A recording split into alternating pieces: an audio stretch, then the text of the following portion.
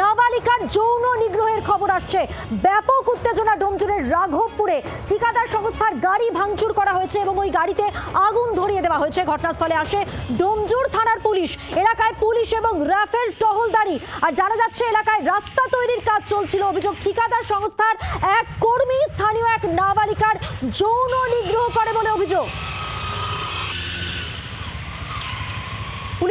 পুলিশের বক্তব্য শোনাবো আপনাদের। যার নাম বলেছিল তাকে আমরা অ্যারেস্ট করেছি। কোথা থেকে অ্যারেস্ট করা হয়েছে। এখন মানে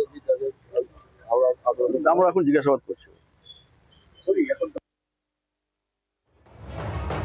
ইতিমধ্যে গ্রেফতার করা হয়েছে। পুলিশের বক্তব্য অনুযায়ী ব্যাপক উত্তেজনা এই ঘটনা নিয়ে ডোমজুড়ের রাঘবপুরে।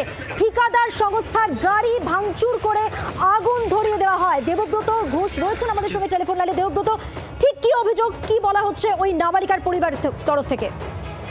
দেখো মধুমন্তী, যে ঘটনা ঘটেছে তাতে পরিবারের লোকজন এবং স্থানীয়রা তারা যেটা অভিযোগ করছেন যে ওই এলাকাতে একটি রাস্তা তৈরির কাজ হচ্ছিল এবং একটি বেসরকারি ঠিকাদার সংস্থা সেই কাজ করছিল এবং ওই সংস্থার যে গাড়ি চালাতো হেমন্ত ঘোড়াই, সে ওখানকার ওই গ্রামেরই এক নাবালিকাকে যৌন নির্যাতন করে এবং এই অভিযোগ করছেন এবং এই ঘটনার সাথে সাথেই সে পালিয়ে যায়।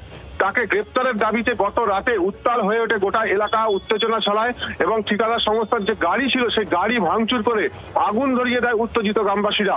এরপর ঘটনাস্থলে বিশাল পুলিশ এবং র্যাব আসে এবং পরিস্থিতি নিয়ন্ত্রণে নিয়ে আসে এবং আশ্বাস দেয় যে অভিযুক্তকে অবিলম্বে গ্রেপ্তার করা হবে। এবং আজকে সেই অভিযুক্ত হেমন্ত ঘোড়াই, তাকে ডোমজুর থানার পুলিশ তাকে গ্রেপ্তার করেছে, এমনটাই আমরা পুলিশ সূত্রে জানতে পারছি।